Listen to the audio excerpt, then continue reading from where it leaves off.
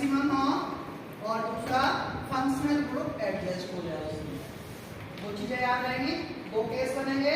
पहला case number of carbon का, दूसरा केस फंक्शनल ग्रुप के एडजस्टमेंट का। तो अगर ये बता देंगे तो डेफिनेटली बच्चे को चैलेंज दो, आप कुछ मत बताओ, बस बच्चे को लिख के दो, बच्चा अपने आप करेगा।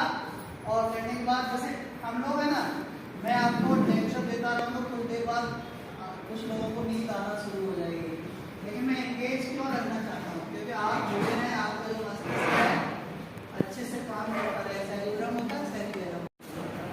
हाँ मैडम, जो विस्थापन है वो उसकी डायरेक्शन होती है, जबकि जो डिस्टेंस होती है ए और बी के बीच में जो मिनिमम डिस्टेंस है उसे हम विस्थापन कहेंगे। लेकिन अगर कोई व्यक्ति टेढ़ा मेढ़ा होकर जा रहा है ए से बी तक, तो जो सबसे लंबी जो दूरी होती है वही दूरी है, उसकी कोई निश्चित दिशा नहीं है, क्योंकि वो कभी इधर मुड़ा कभी इधर मुड़ा। तो विस्थापन की क्योंकि एक निश्चित डायरेक्शन है, तो उसको अगर हम इस सूत्र में कंसीडर करते हैं तो बन जाएगा वेलोसिटी, वो कहलाएगा।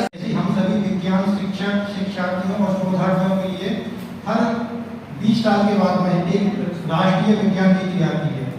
उसके जो है हमारे अलग से लक्ष्य निर्धारित होते हैं और उन लक्ष्यों को प्राप्त करने के लिए और नवाचार और एक नवोन्वेषण उनके लिए जिनकी हमारी तकनीकें आती हैं, विज्ञान के साथ में तकनीकी का समायोजन कैसे कर सकते हैं उस पर चर्चा होती है। जब 2013 में वो लास्ट विज्ञान नीति आई थी, तो उस समय हमारी 100वीं विज्ञान कांग्रेस चल रही थी और एक कलकत्ता में हो रही थी। उस समय हमारे प्रधानमंत्री डॉक्टर श्री मनमोहन सिंह जी थे। उसमें ये रखा गया कि हम आने वाले भविष्य की जरूरतों को कैसे पूरा कर सकते हैं। तो उसके लिए उन्होंने लगभग 12 क्षेत्रों को हमने डिसाइड किया था कि हमें किन किन जगहों पे हमें और कैसे कैसे कार्य करना है, जिसमें हमारा कृषि, दूरसंचार, ऊर्जा, जल प्रबंधन, स्वास्थ्य, औषधि खोज, भौतिक द्रव्य पर्यावरण, जलवायु परिवर्तन जैसे क्षेत्रों को प्राथमिकता दी गई थी। अब इनका हमारा लक्ष्य क्या था, इसमें एक नया वर्ड आया था कि TADL।